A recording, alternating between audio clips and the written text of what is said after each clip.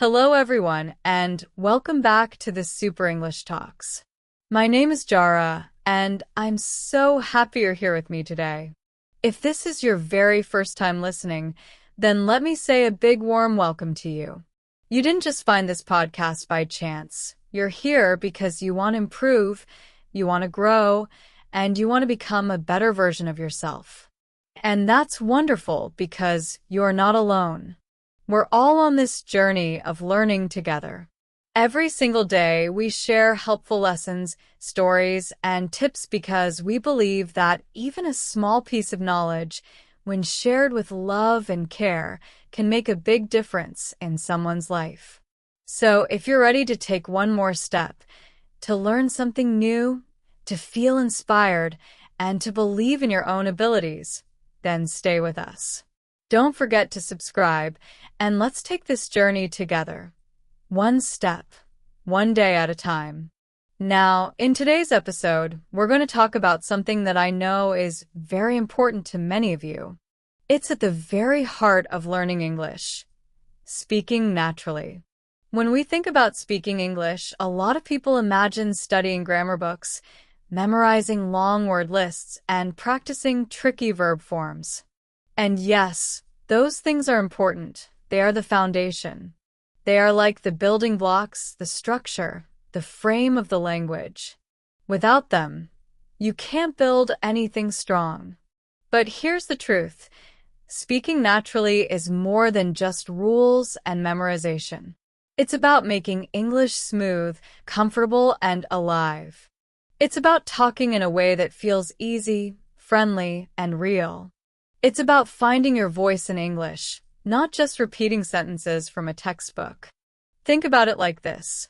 When you chat with friends in your own language, you don't stop and think about every little word or every rule. You just speak. Your words flow. You laugh, you pause, you use little expressions, and everything feels natural. That's the goal we're working toward in English too. In this episode, I'll show you how to move from basic English to natural English. We'll look at small but powerful details, like the rhythm of everyday speech, the little phrases people use without thinking, and even some cultural ideas that are hidden inside conversations. I'll explain everything clearly, with easy examples and real-life stories. And most importantly, I'll give you simple chances to practice as you listen. My real goal is not only to help you learn something useful, but also to make this time fun for you.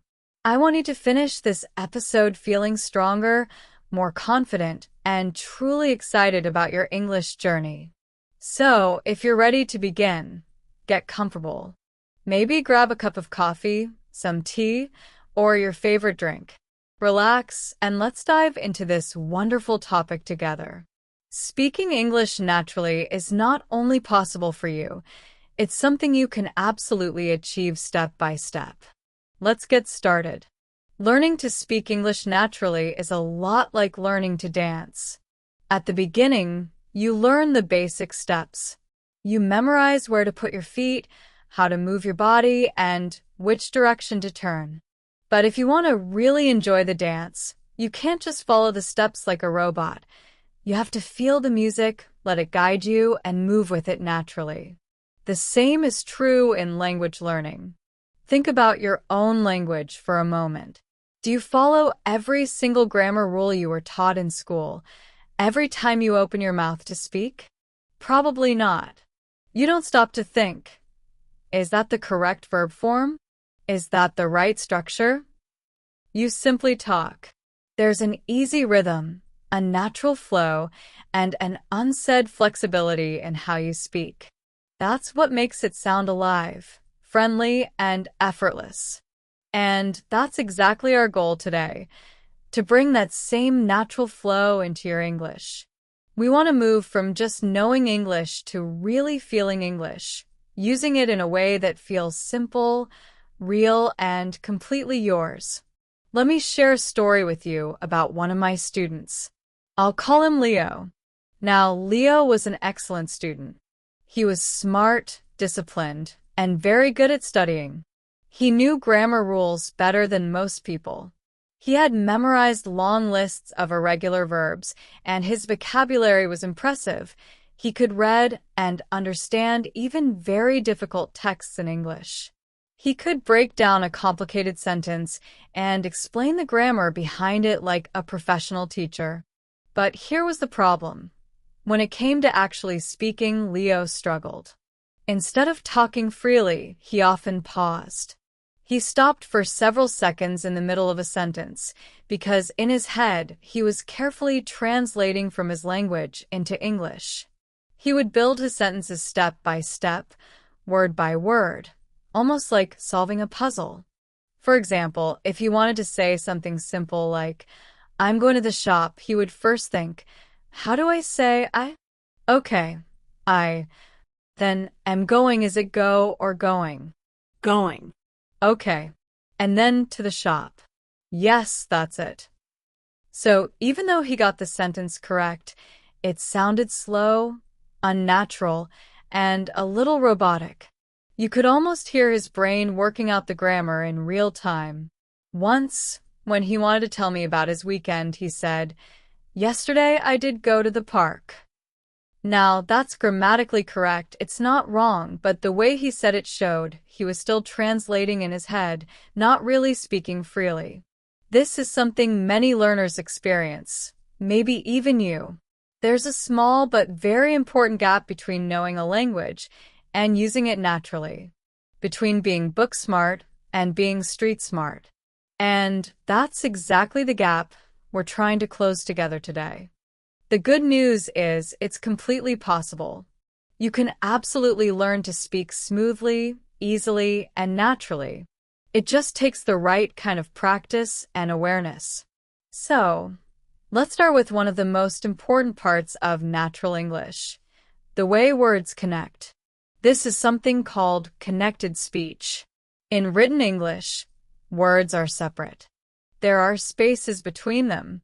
But when native speakers actually talk, words don't stay separate. They join together, they blend, they flow.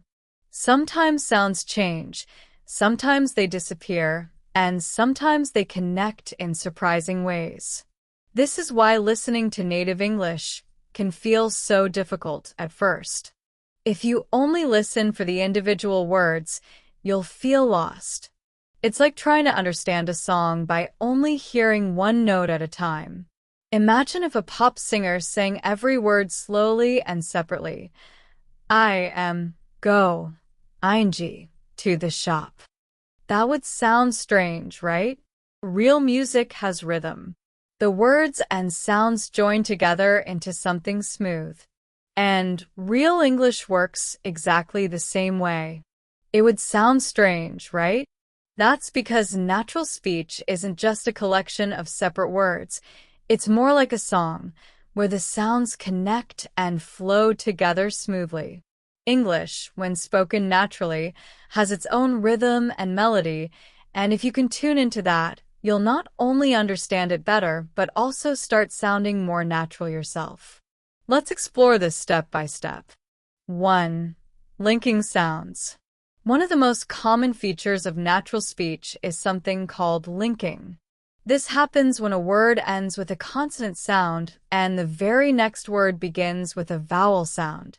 Instead of keeping them separate, English speakers slide them together. Take the phrase pick up. In slow, careful speech, you pronounce it as pick up. But in natural speech, it blends and sounds more like pike up. The K sound connects smoothly to the U. Another example, turn off. Instead of saying turn off, most people say turn off. It almost sounds like one word. Even something as simple as an apple doesn't usually sound like an apple. It becomes an apple, with the N sound joining to the vowel. Now, this doesn't mean people are being lazy. Quite the opposite, it actually makes speaking faster and smoother. Linking is like building a small bridge between words so your tongue and mouth don't have to stop and restart each time. Listen to these. Not at all often becomes not at all. Stand up sounds like stand up. See how the end of one word connects straight into the beginning of the next? That's linking in action. 2. Elision, dropping sounds. The next feature is called elision, which means dropping certain sounds, especially when they're hard to pronounce quickly. English speakers do this all the time without even realizing it. Take the word cupboard. If we said it slowly, it would be cupboard. But in natural speech, the P disappears. It just becomes cupboard. Or the word February. If you say it very carefully, there are two R sounds in it, February R-U-A-R-Y. But in everyday life, many people drop the first R and say February. Another common example is when words end with T sounds. In next door, that T often disappears. Instead of next door, we get next door. Elision often happens in fast or informal speech. It's the mouth's way of saving effort, especially when the sound is surrounded by other tricky or similar sounds. For instance, fish and chips becomes fish and chips. I don't know turns into I dunno. See what's happening? The sounds are being gently dropped, and the result is something shorter, smoother, and much easier to say. 3. Assimilation, changing sounds. Finally, let's look at assimilation. This is when one sound changes to become more like the sound next to it. It happens because our mouths like efficiency. Changing a sound can make the whole phrase flow better. One of the most common places this happens is with T and D sounds when they're followed by Y. Don't you often becomes doncha. Did you sounds like dija. Would you becomes woodja. Here, the T or D sound slides into a CH or J sound because it's easier to pronounce quickly. It's like the sounds are trying to get along with their neighbors by changing just a little. Other examples. Goodbye often sounds like G-bye. I have to go becomes I have to go. It's all about efficiency. The mouth doesn't want to work harder than necessary, so sounds naturally shift to make speech flow. I remember one of my students, Maria. She used to get so frustrated listening to English movies. She would say, Jara, they're not saying, did you eat? I swear they're saying something like, did ya eat? What is that?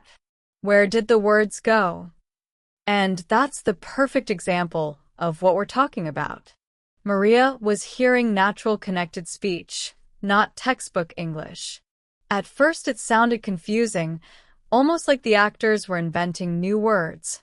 But once she learned about linking, elision, and assimilation, she started recognizing the patterns.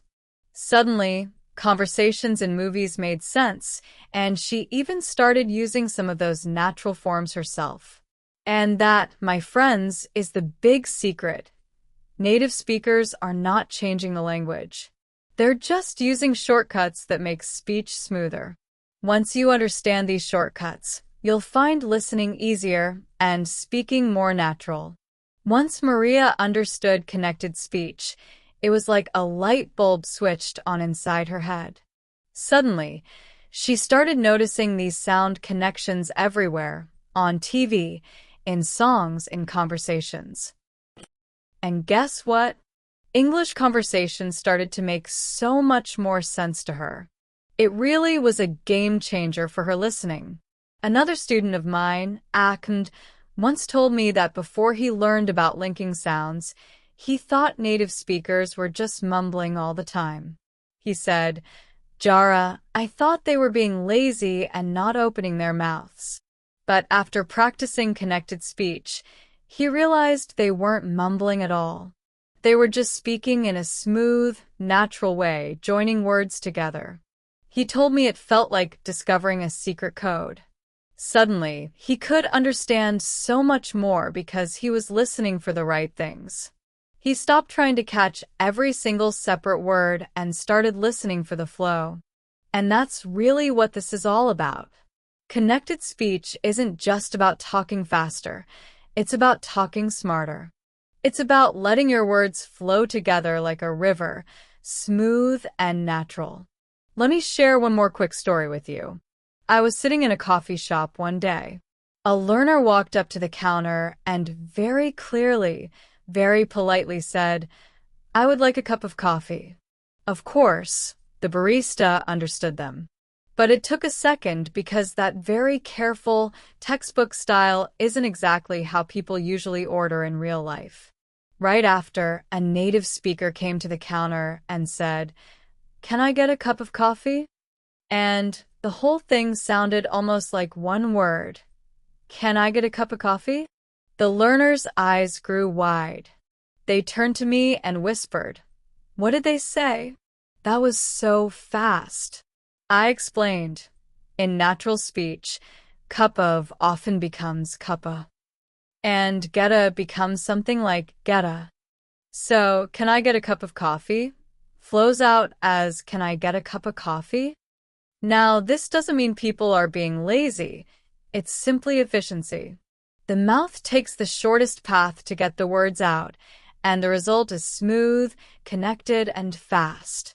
Once you tune your ear to notice these little shifts, you'll be amazed at how quickly your listening improves. And even better, your own speech will start to follow naturally.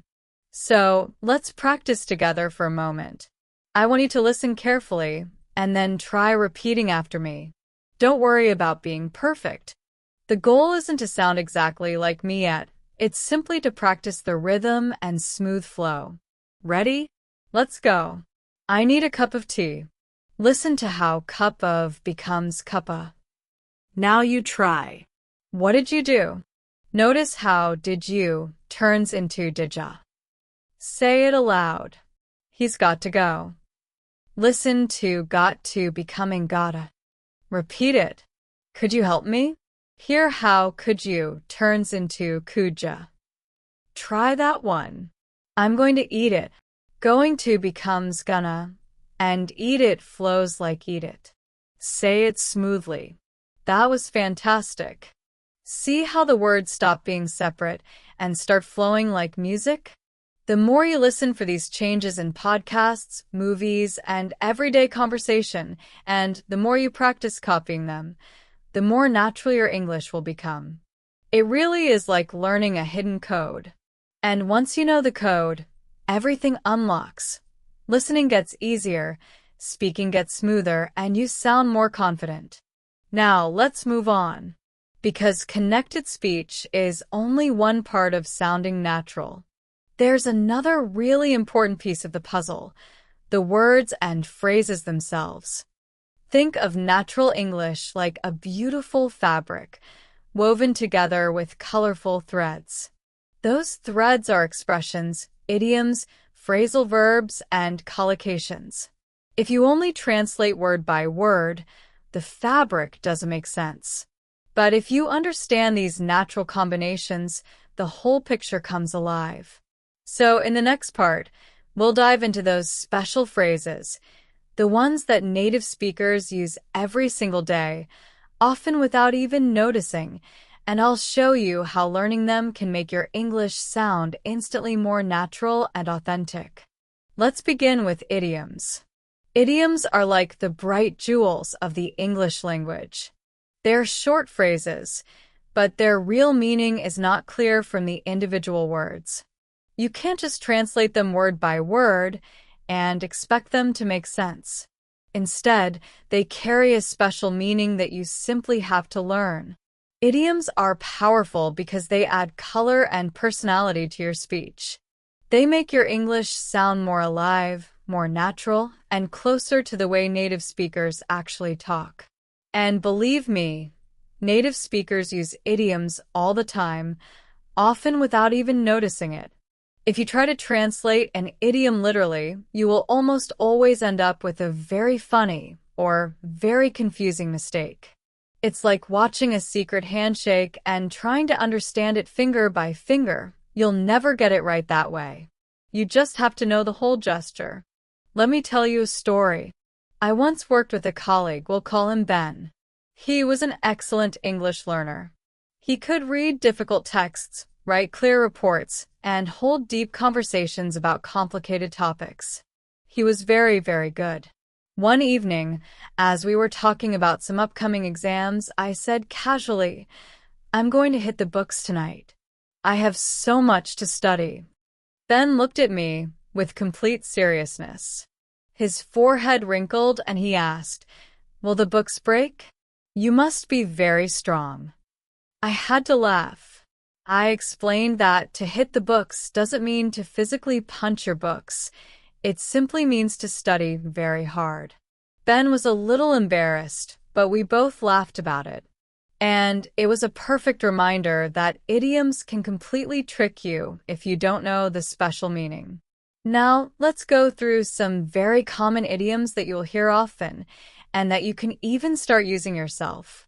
Common idioms in English. Break a leg. This doesn't mean to hurt yourself.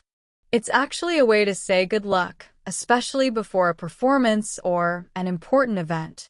Example, your friend says, "I'm giving a big presentation tomorrow."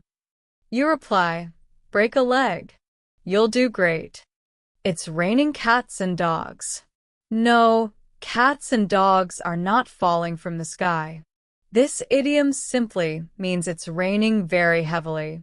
Example, you look outside and see heavy rain pouring down.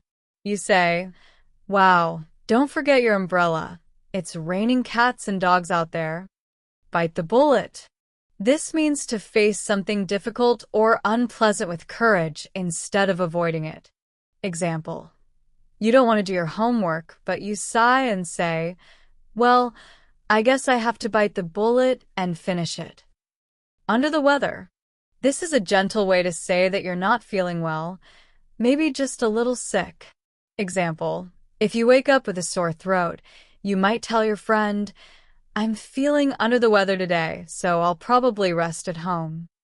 Hit the nail on the head.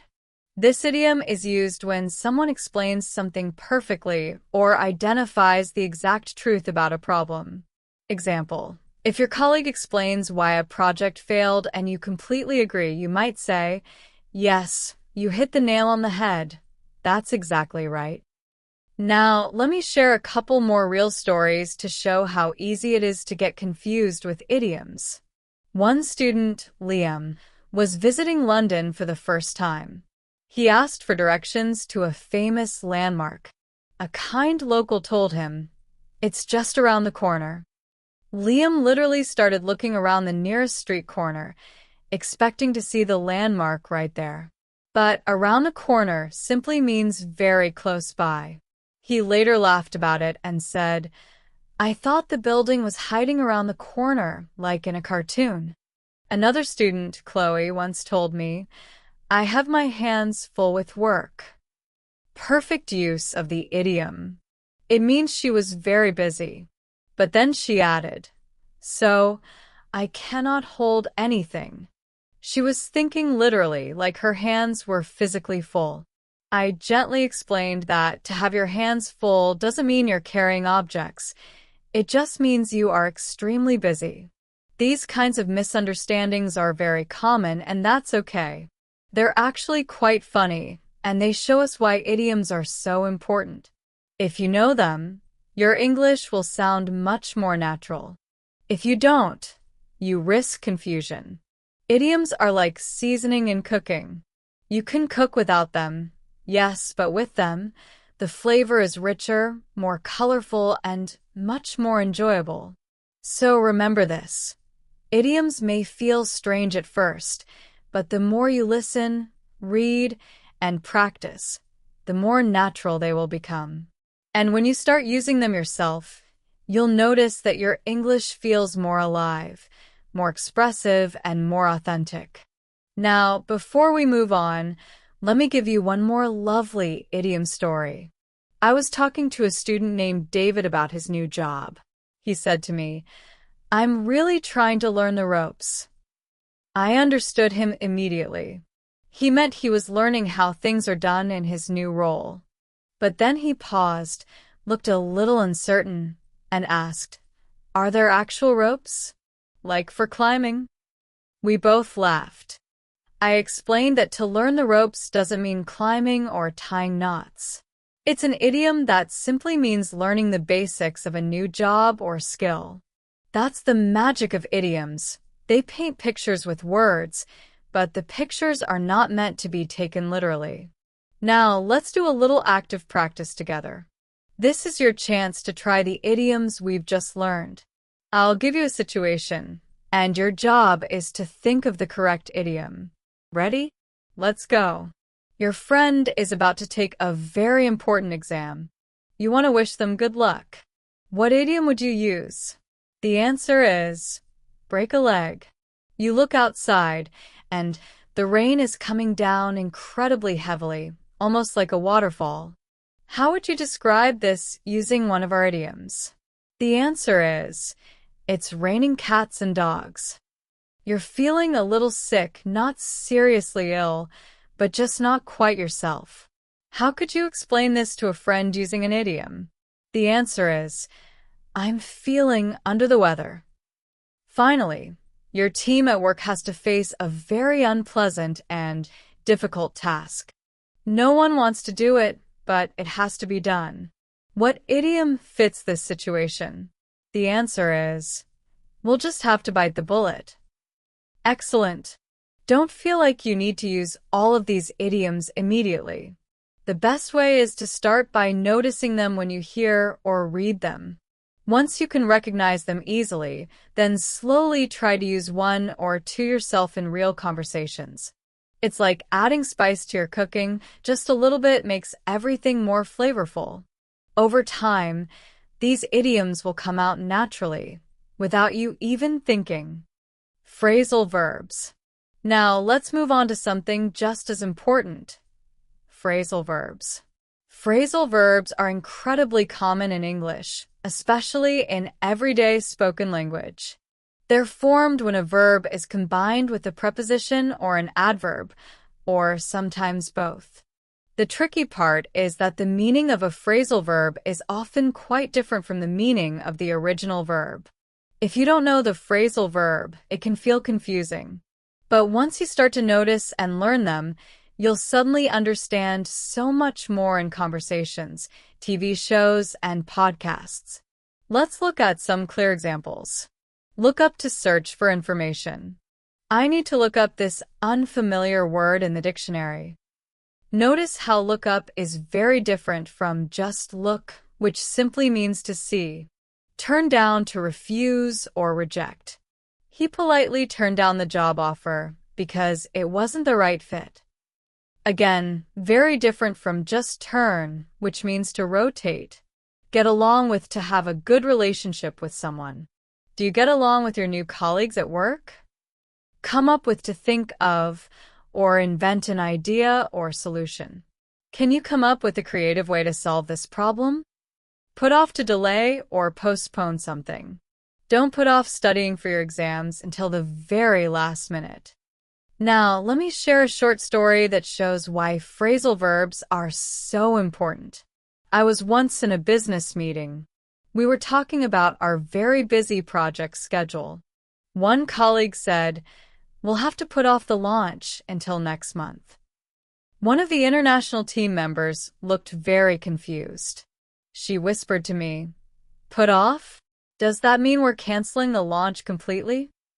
I explained that put off doesn't mean cancel. It means delay, postpone to a later time.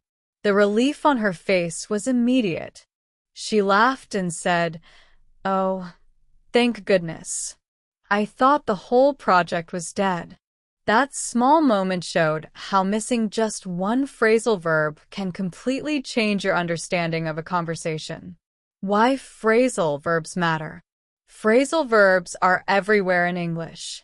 Native speakers use them all the time, often without realizing it. The challenge for learners is that phrasal verbs don't usually mean exactly what the single verb means on its own.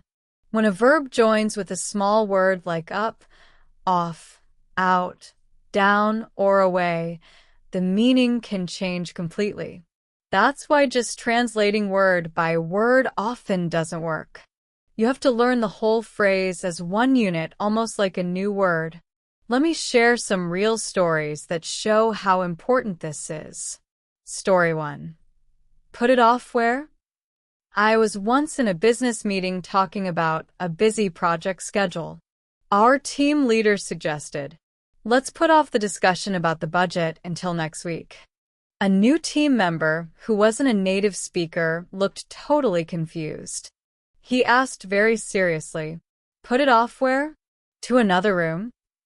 He had understood put off literally, as if we were going to physically move the budget to another place. Of course, what the team leader really meant was delay the discussion until next week. It was an innocent mistake, but it showed perfectly why phrasal verbs are essential for understanding natural English.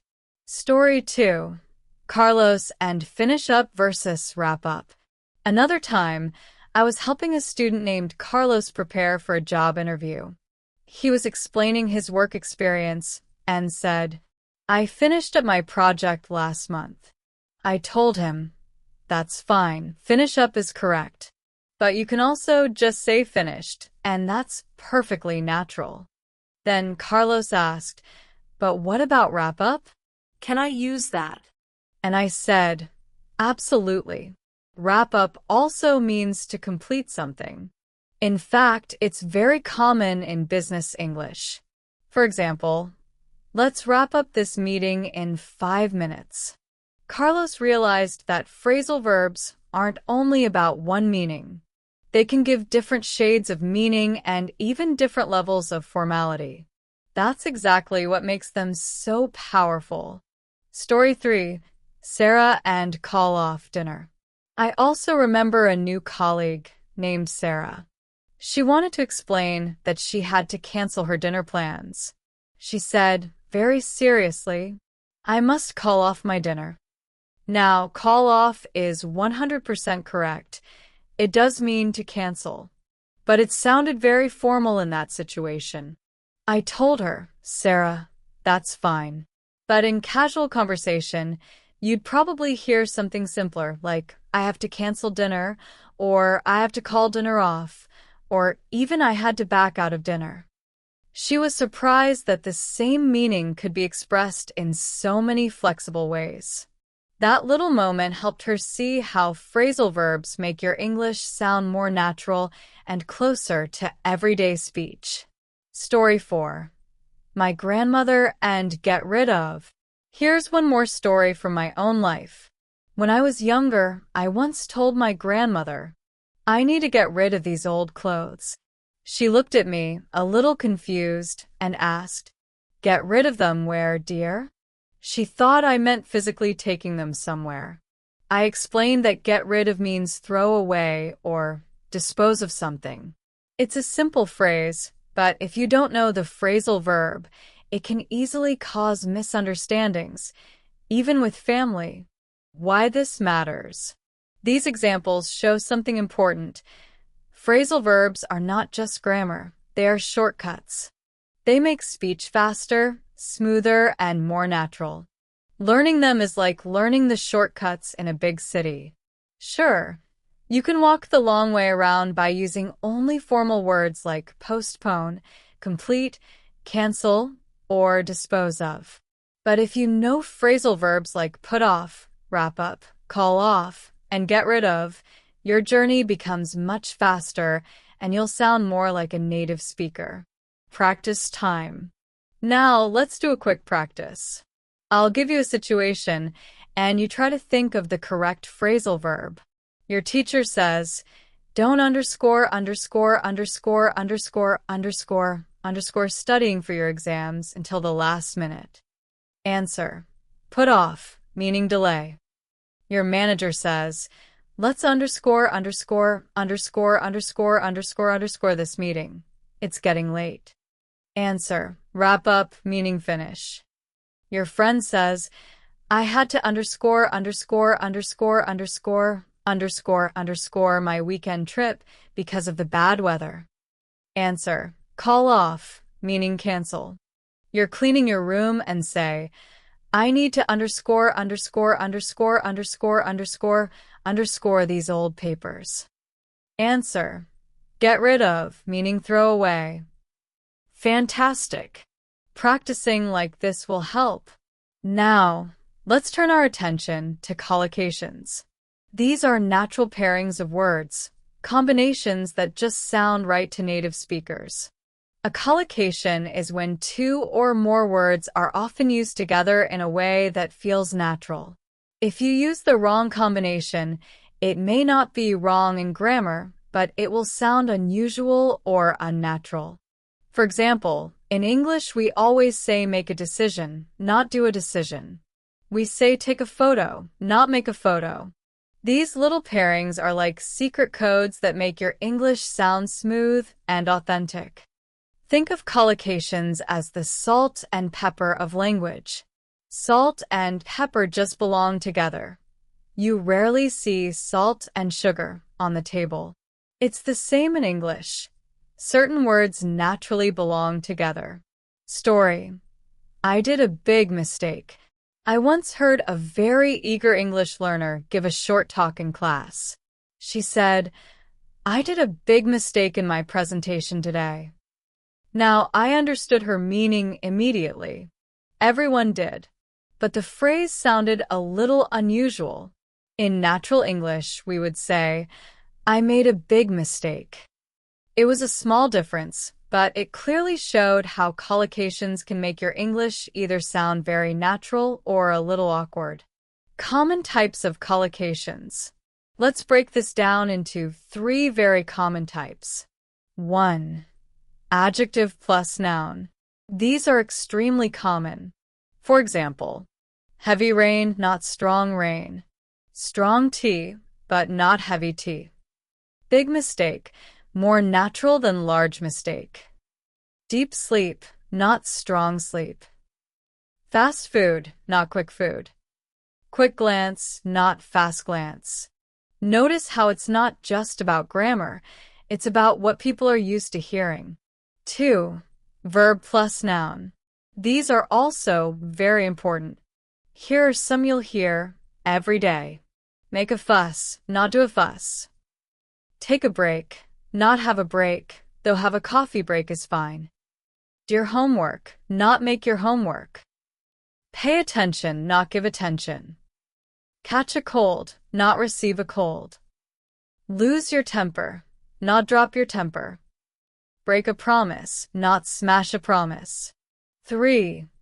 Adverb plus adjective. These add emotion and precision to your language.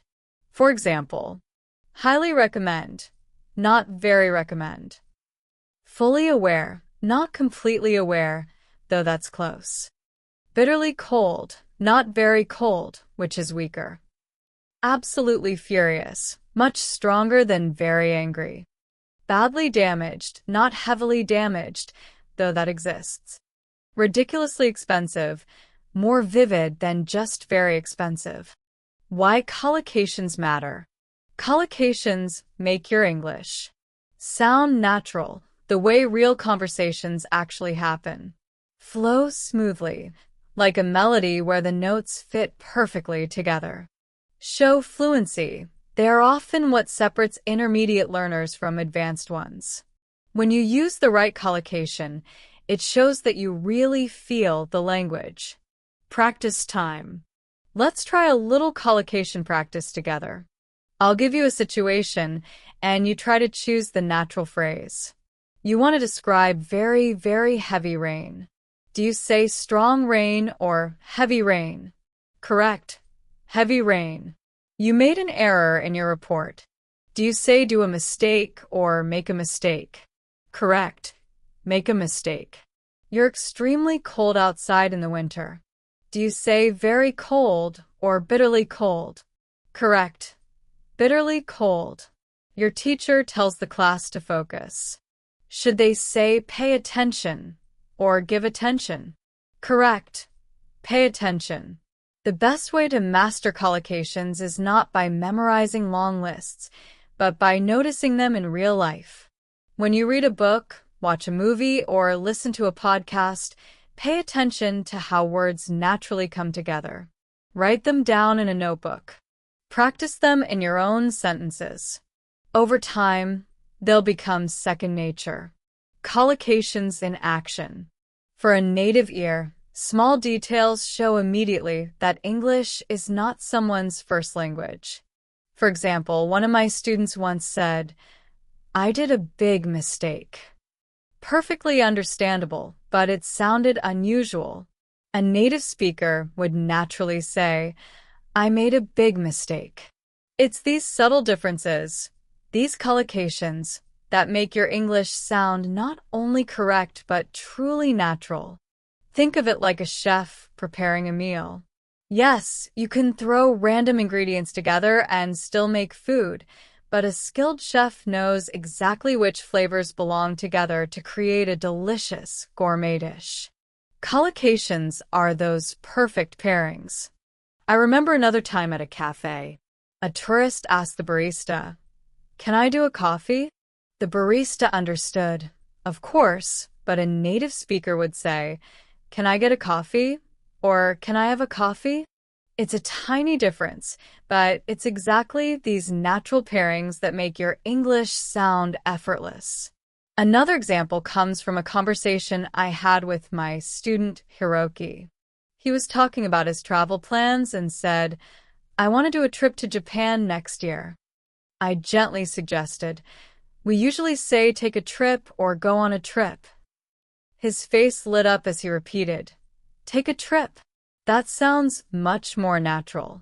Or consider this common one. "I want to make a research on this topic." Many learners say this, but the natural collocation is do research. It's a small shift, but it instantly changes your English from textbook correct to native-like. Even with emotions, we see this. You might say, "I have powerful feelings." Understandable, but the more natural collocation is, "I have strong feelings." These are the puzzle pieces that, once fitted together, complete the picture of fluent, authentic English. Practice time. Let's check your instincts again with a few collocation questions. I'll give you a situation. You think of the natural pairing. You're completing school assignments.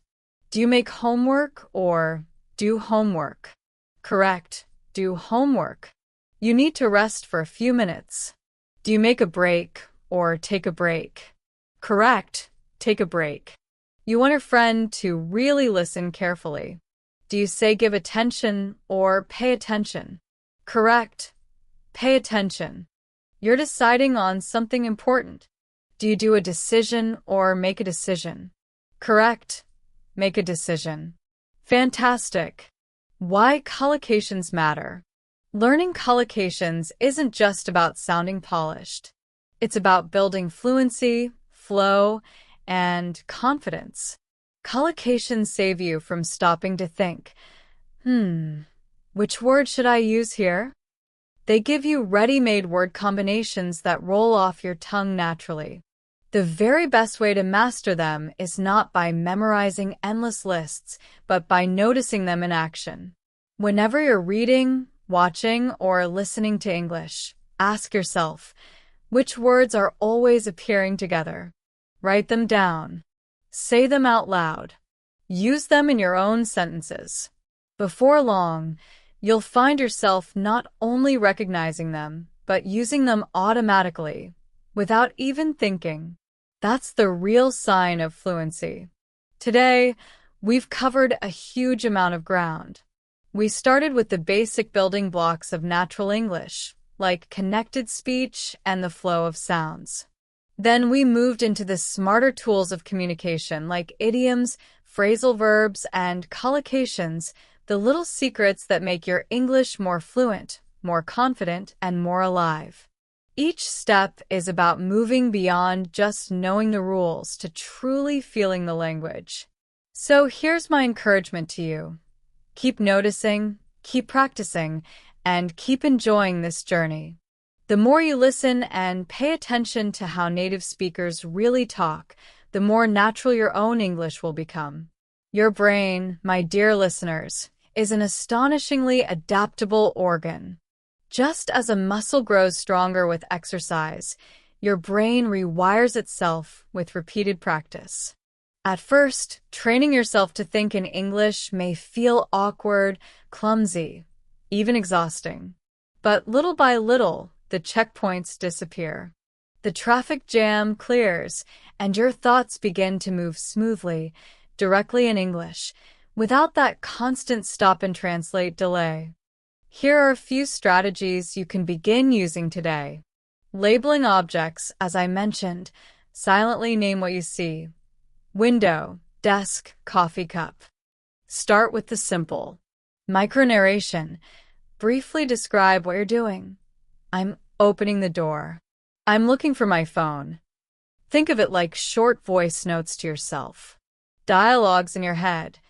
Imagine you're speaking to a friend in English, even if you're walking alone. Ask yourself, how would I explain this in English? 1-minute challenges.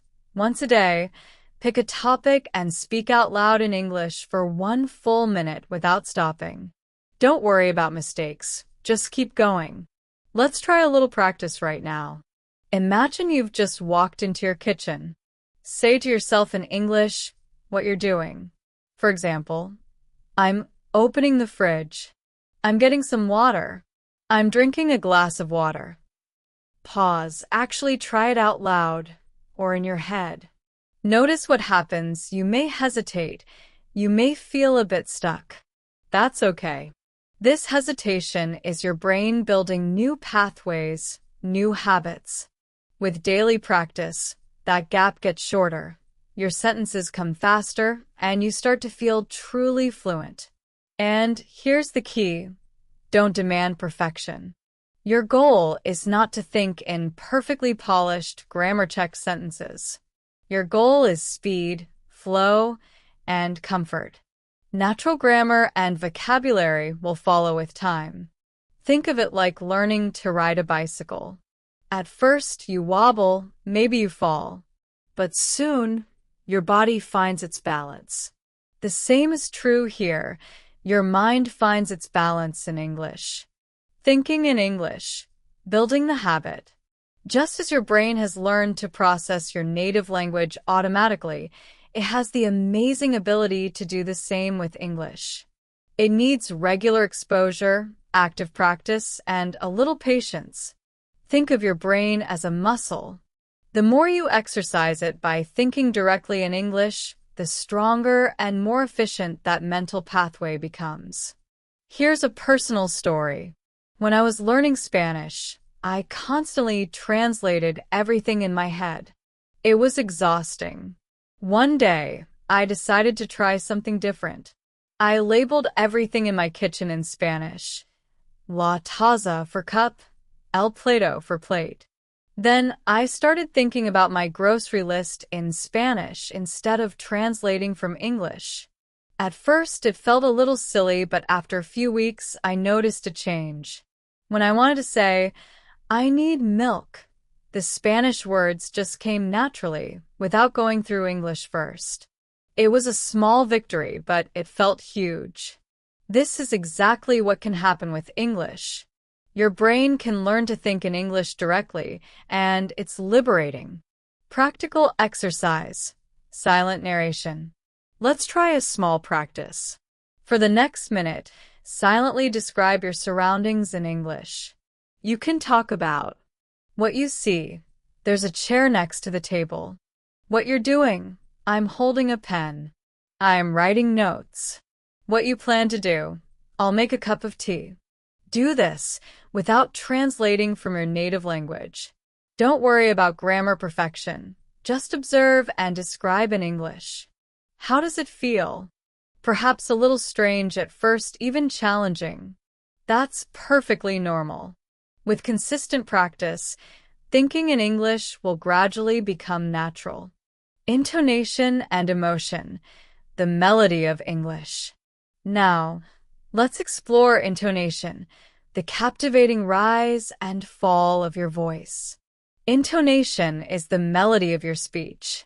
It helps convey emotion, emphasize meaning, and signal whether you're asking a question, making a statement, or expressing surprise. Without it, speech can feel flat and lifeless. Imagine someone telling a joke in a monotone voice. It wouldn't be funny, right? The melody of your voice tells the listener how to feel. Here are some common patterns. Rising intonation, often used for yes/no questions. Are you ready? The pitch rises at the end, also used to express mild surprise, or when listing items. I bought apples, oranges, and bananas. Falling intonation, the most common for statements and commands. I'm tired.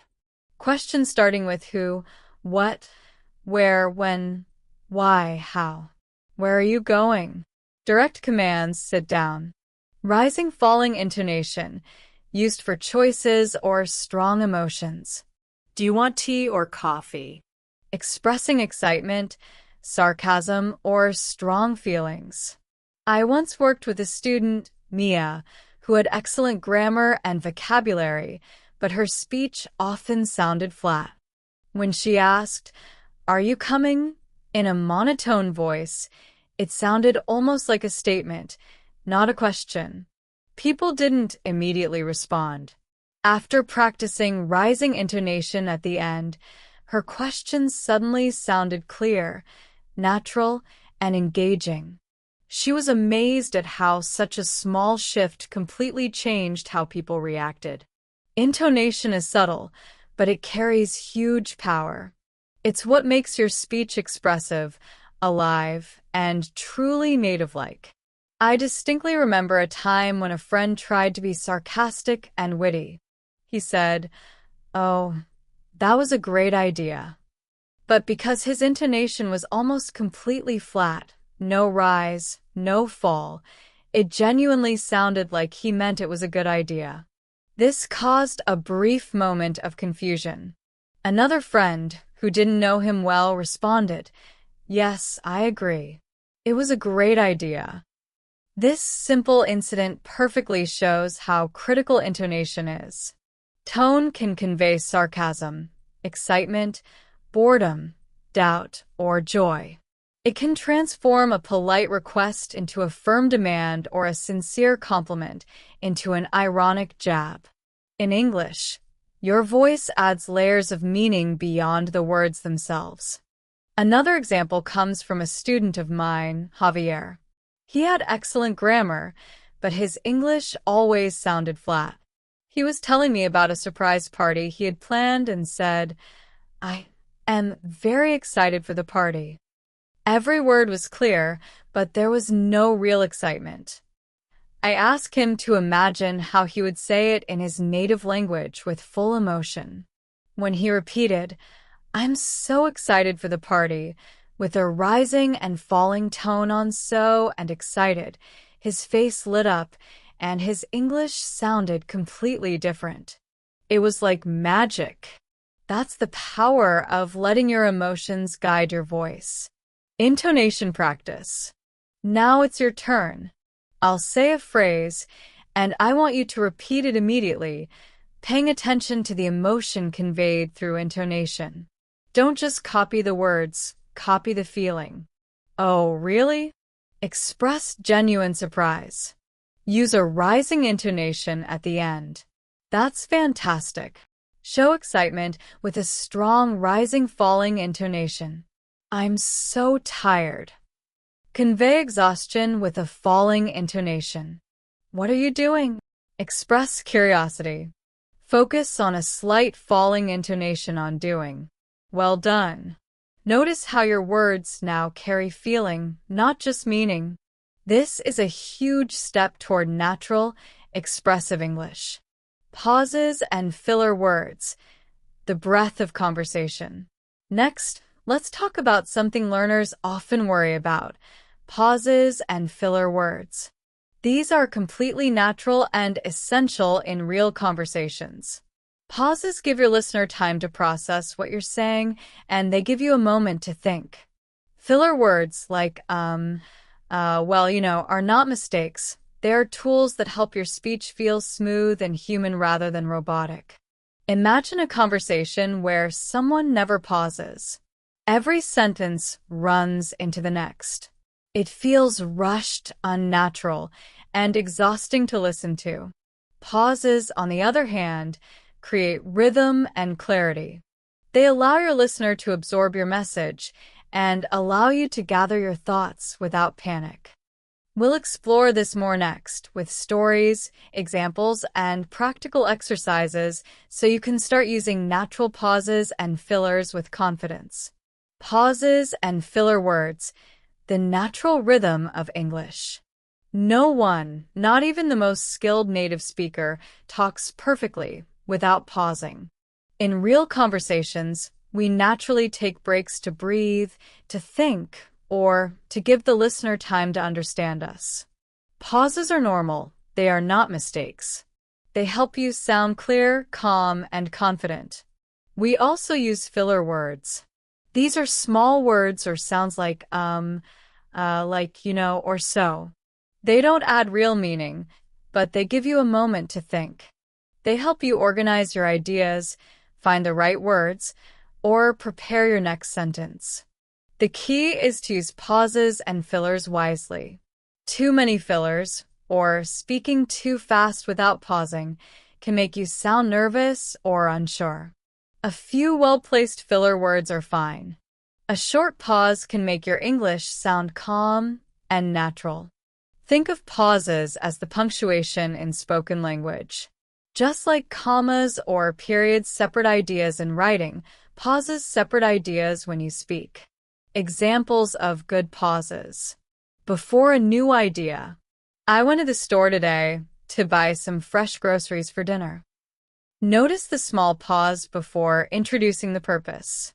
After a comma or long thought, I had a busy day at work, and then I went straight to the gym. To emphasize something important. This is really the most exciting news I've heard all week. Remember, a brief pause is not a problem. It shows thoughtfulness, not weakness. Story: rushing versus pausing. I once had a student who believed that to sound fluent, he had to speak as fast as possible without any pauses. He would rush through every sentence and often stumble over his words. For example, he would say, he went to the park and then went to the shop and then bought some food. All in one breath. He thought that stopping would show he was not good at English. I explained that the opposite is true. Pauses show control, confidence, and clarity. They give both the speaker and the listener time to think. Another story is about a student named Ling. She was very articulate in her native language, but sometimes rushed when speaking English. I encouraged her to pause naturally, just like she would in her first language. The first time she intentionally paused before a key idea, she looked at me surprised and said, "It felt powerful, like I was really in control." After that, her English sounded clearer, smoother, and more confident. Pauses are like taking ownership of your conversation. Practical exercise: speaking with pauses. Now, let's practice. I'll read a sentence and I want you to repeat it, paying attention to the pauses. Then, try creating your own sentence and add a natural pause. Repeat after me. I'm going to the store today to buy some fresh groceries for dinner. Now try this one. What I truly want to say is it's a genuinely difficult situation for everyone involved. Your turn. Create a simple sentence and consciously insert a pause where it feels natural. For example, I really enjoyed the movie even though it was very long. Notice how your speech becomes more relaxed and clear. Pauses help your listener follow your thoughts and make your English sound natural and confident. Tips for using pauses and fillers. Pause before introducing a new idea. Pause to emphasize a key word or phrase. Use a small filler word if you need a moment, like Don't overuse fillers. A few are fine, but too many can distract your listener. Practice aloud. Read sentences slowly. Mark where you would naturally pause, and then try saying them smoothly. Pauses and fillers are part of the rhythm of natural English. They make your speech feel real, human, and confident. Once you learn to use them consciously, you will sound more relaxed and fluent in any conversation. Now it's your turn. Practice speaking with pauses. Before we move on, I want you to try something on your own. Think about your favorite hobby or a simple activity you enjoy. Then, describe it aloud. Don't rush. Allow yourself a natural pause in the middle of your sentence, just like we practiced. For example, you could say, I love painting, especially when I can mix bright colors on my canvas. Take a moment. Think, pause, and speak slowly. Notice how it feels. Pauses don't make you sound weak. They actually make you sound confident, thoughtful, and in control. This is a skill that is worth practicing every day. Your 7-day challenge to speak natural English. We've covered a lot today, from the small sounds of English to advanced conversation tips. Now, it's time to put everything together in a practical, daily plan that you can follow starting right now. Let's quickly review the main areas. Pronunciation and rhythm. Practice connected speech, how words blend together. Focus on stress patterns in words and sentences. Work on the natural up and down melody of your voice. Vocabulary expansion. Learn idioms and their meanings. Explore flexible phrasal verbs. Notice common word partnerships, collocations. Fluency and confidence. Practice thinking directly in English. Use pauses and small filler words effectively. View mistakes as learning opportunities, not failures. Advanced nuances. Change sentence structures for more complex expression. Learn to agree and disagree politely. Use linking words to make your speech flow naturally. Your 7-day plan. Here's a simple daily challenge, just 15 to 20 minutes each day. Pick the one that feels most useful or interesting to you. Day 1. Active listening and shadowing. Choose a short clip from a podcast, movie, or TV show, 2 to 3 minutes. Listen carefully to how words are said, pronunciation, rhythm, and voice patterns. Then repeat what you hear, mimicking the speaker as closely as possible. This trains your mouth and brain to feel natural English. Day 2. Idioms and phrasal verbs. Pick 2 to 3 new idioms or phrasal verbs you've recently learned. Write them down with their meanings and examples. Example: get cold feet, suddenly feel too scared to do something. Example sentence: I was going to try bungee jumping, but I got cold feet at the last minute. Say your examples aloud. Try to use them naturally in conversation or to yourself. Day 3. Thinking in English. Spend 10 to 15 minutes today narrating your day silently in English. Describe actions, observations, or feelings in simple sentences. Example: I am sitting comfortably. The weather outside is sunny. I should make a note of this podcast point. The goal is to train your brain to think in English without translating from your native language. Day 4. Intonation practice. Record yourself saying a few simple sentences. Try to show different emotions for each sentence. Example: I can't believe it. First, say it with surprise. Then with disappointment. Then with anger. Listen back and compare your recording to how a native speaker would express the same emotions. You can use examples from movies, TV shows, or podcasts. Notice areas where you can improve and try again. Day 5. Collocation awareness. As you read or listen to English today, Look for natural word pairings, collocations. Write them down in a notebook. Examples: strong coffee, take a chance, make a decision, pay attention. Keep a running list, and try to use them in your own sentences. This practice expands your vocabulary in a practical, natural way. Day 6. Polite expressions. Imagine a conversation and practice replying politely. Focus on softening language and gentle phrases.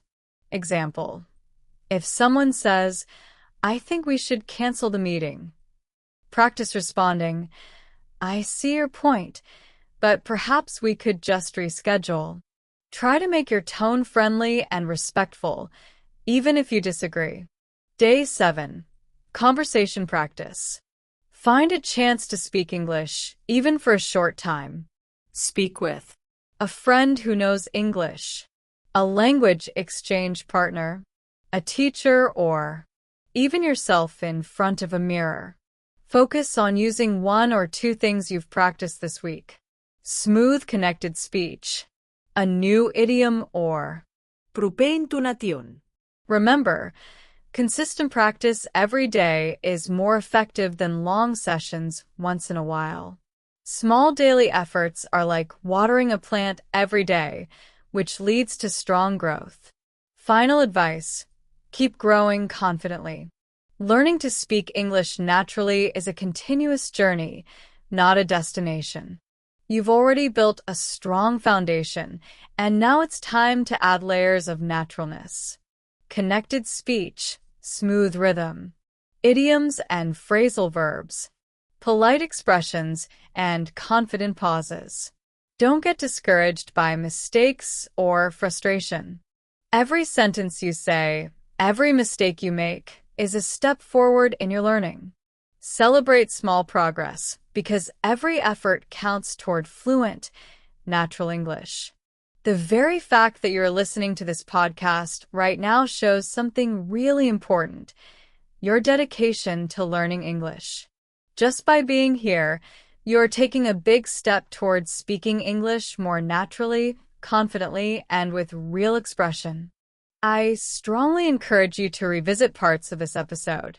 Pause the recording whenever you need, go back, and practice as many times as it takes. The more you actively work with these ideas and exercises, the more they will stick in your mind and become a natural part of how you speak. Thank you so much for joining me on the Super English Talks today. I truly hope this episode has given you useful tips and tools to help you speak English with more natural flow and confidence. Remember, keep practicing every day. Keep listening to English wherever you can. Keep believing in your ability to reach your language goals. You are capable of great progress, and every small step counts. Until the next episode, happy learning and stay confident.